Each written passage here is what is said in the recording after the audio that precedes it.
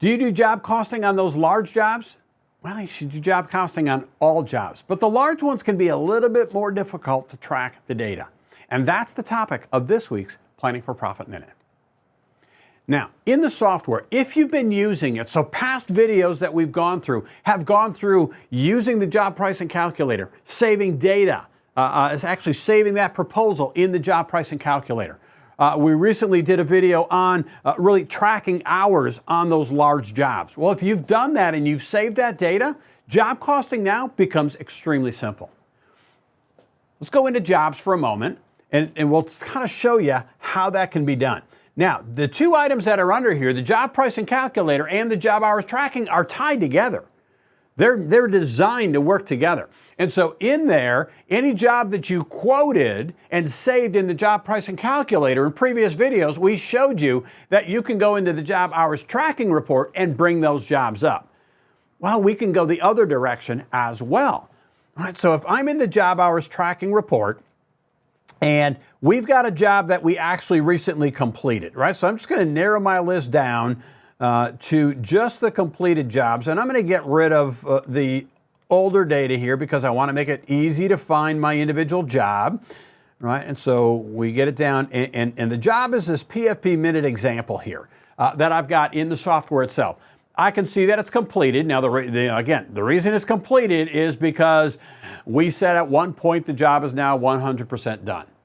All right, so again, if I were to go in and actually look at that data in there, I hit edit, I can see in there that, again, the job originally had 300 hours on the estimate. We had 15 change order hours for a grand total of 315 hours. It's now 100% complete. As soon as you change this to 100%, the checkbox down here will automatically populate that this job is now completed, and that'll update the report out front. And then the actual hours used on this job, we were at 321.5 hours. And so I can see on here that we finished this job behind schedule 6.5 hours, right? So we already know there's a little bit of an issue that we've got there. So I'm simply going to back out of here. I just wanted to review that data that's in there. All I need to do now is to go to the action items for this PFP minute example, right? So over here on the far right, we'll hit the dots. And what I want to do is I want to calculate. And when I choose calculate, what's going to happen is it's going to reload this job back up in the job pricing calculator. If you notice, we just switched over to the job pricing calculator automatically. And in here, we've done a couple of things. So first off, I can see that my job name automatically populated. The hours to complete were 300. That was the original bid. Materials, $12,500. Right, I got my sub costs. I've got my other information that's in here as well. Now when I go over to the job costing side, right, and I dig into that piece of it, I can see that the actual hours used on this project were 321.5. That was the data we had entered in the job hours tracking report.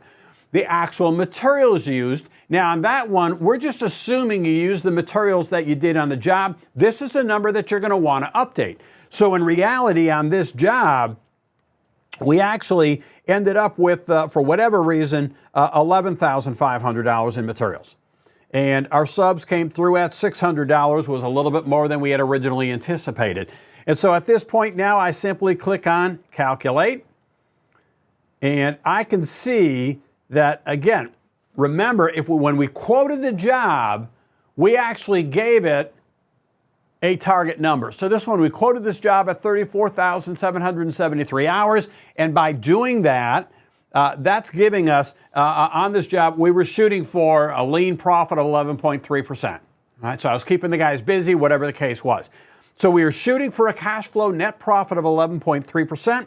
When I actually get into my job costing piece of it, I can see that because of those hours, we actually finished the job up at 9.78% net profit, which is basically giving us a net profit dollars of $3,399.89, essentially $3,400.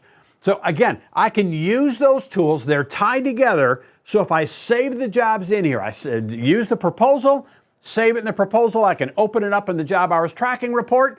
Then I can actually enter in the hours in the job hours tracking report, hit calculate, and it will bring me back to the job hours the job pricing calculator to do my actual job costing itself. Use the tool the way it's designed.